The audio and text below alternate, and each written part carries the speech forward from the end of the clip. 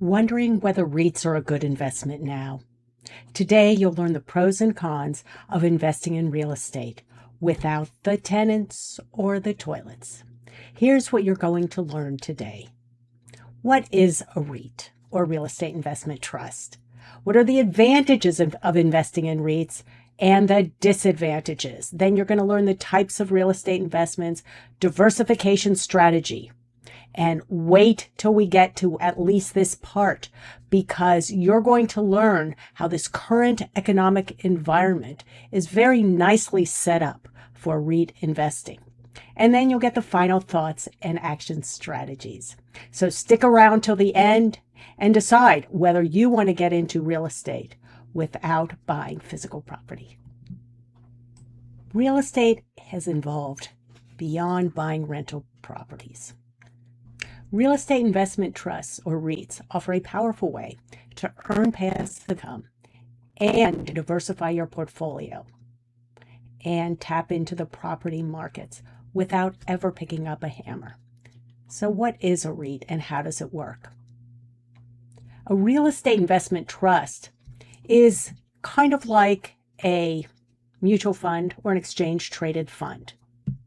And that real estate investment trust owns real property, or I should say owns companies that own real property.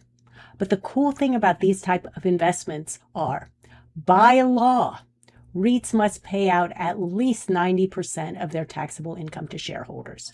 So this makes them a really good investment for those seeking cash flow.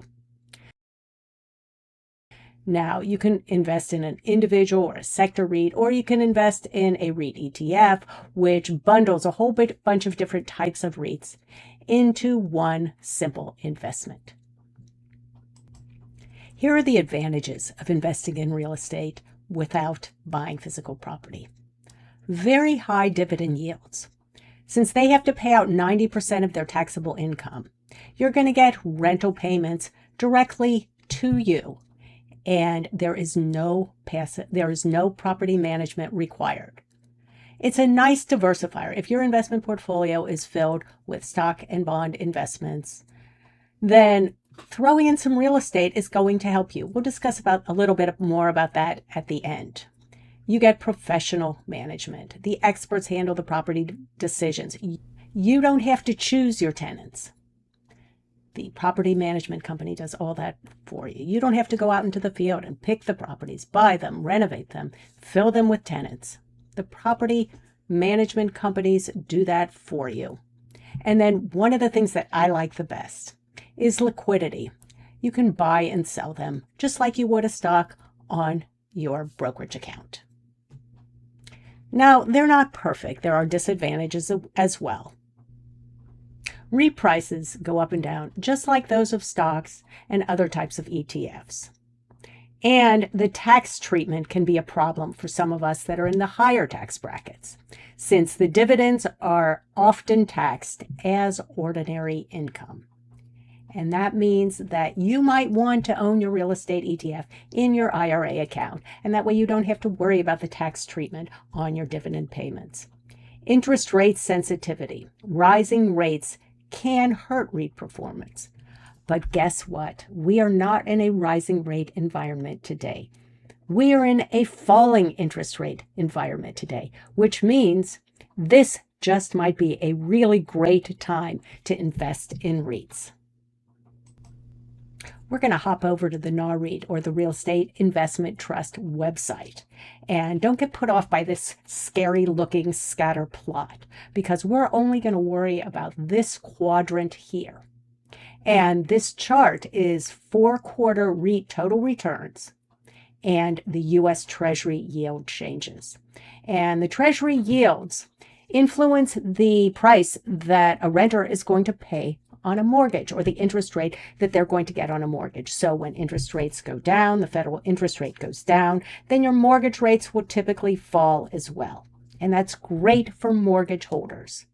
And that can lead to higher returns on your REIT investment. So let's see what this quadrant says about that. So This quadrant shows positive total returns during negative yield changes. So that's kind of the environment we're in now. Interest rates are going down. And the average REIT total return as interest rates go down is approximately 19.3%. The average treasury yield during the time that the average treasury yield is about negative 0.7%. Now we just had a 0.25% drop, so we're not there yet. But keep in mind, we are in a negative interest rate environment, which bodes very well for real estate. And if you don't believe me on that topic, we've gone to the Brookfield website and we can just look at their caption. We're not going to read the whole article. REITs poised to benefit from falling interest rates. So yes, now is the time to be listening to this video and putting REITs on your investment radar. And just a reminder, this is not advice to buy or sell REITs, but is for your education so you can learn and understand about this type of investment. Well, that was a nice little detour. There is our final con or disadvantage of REIT investing is sector risk. Some REITs may underperform in certain economic cycles. And that's kind of the reverse of high interest rates that we've just come out of, actually, that we are coming out of that. We did have some softness or some difficulties in the office and retail sectors. And so if you're considering investing in a sector REIT and interest rates are high or rising, those might be areas you might want to steer clear of. So let's get an idea of some types of real estate investments. VNQ I have been invested in for decades. It is a broad U.S. real estate ETF. Here we are at the famous Morningstar website with a little glimpse of the Vanguard Real Estate ETF. And currently, their yield, their trailing 12-month yield is about 3.76%. Okay? And as I mentioned, their portfolio is comprised of a lot of different real estate companies from a wide range of different industries. We have Welltower, Prologis, American Tower Corp, Equinix, Simon Properties, and each of these, here's Public Storage, each of these come from a different sector of the real estate market. So you're getting a whole bunch of real estate company diversification for a very, very low expense ratio of 0.13%. You can also look at the Spider Dow Jones REIT Index, which is another really diversified REIT ETF.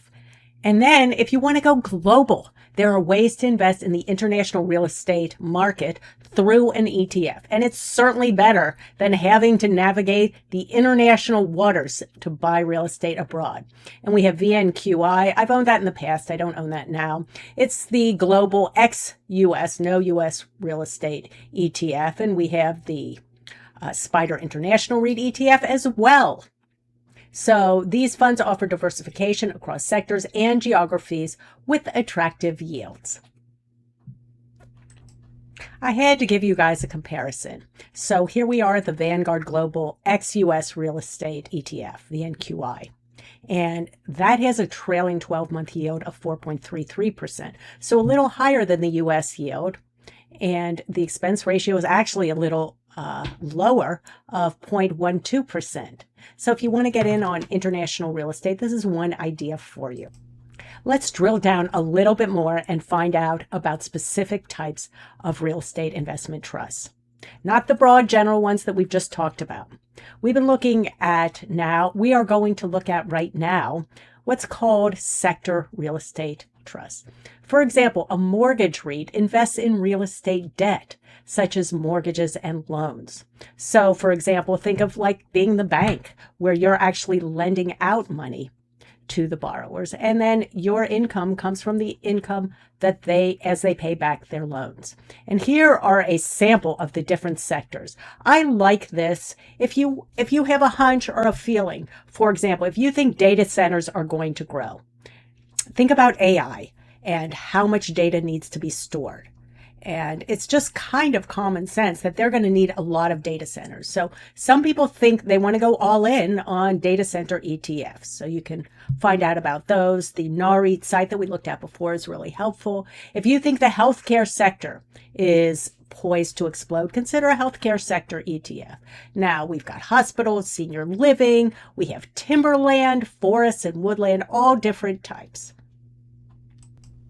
So we're getting near the end now. And to wrap it up, we have to talk about diversification, because maybe if you're one of my younger watchers and you've only been in the markets for 5, 10, 15 years, you may think the only place to be is in tech stocks, because the past 15 years, tech stocks have exploded. But trust me, I have been investing for 40 years, and that is not always the case. Stock prices go up and down. And different types of asset classes, bonds, REITs, real estate, they all vary. They go up and down. They're not going to continue in the same way. You can expect over the next few years, you're going to have a stock market that's going to revert to the mean. Now, that means one of two things. Either earnings will explode so much in contrast with prices that the average Shiller PE ratio will decline because earnings went up so high. That's probably unlikely. More likely is prices are going to fall on stocks. Now, that doesn't mean get out of the stock market, but here's what it does mean. Diversification will help shield your portfolio from a totally stock 100% or a 90% stock portfolio. You probably want to own some REITs. You probably want to own some bonds. Even have a little bit of cash in your portfolio, and you can throw in some other assets as well. So that's going to cushion your returns the next time the stock market has a big move downward. So are REITs a good investment?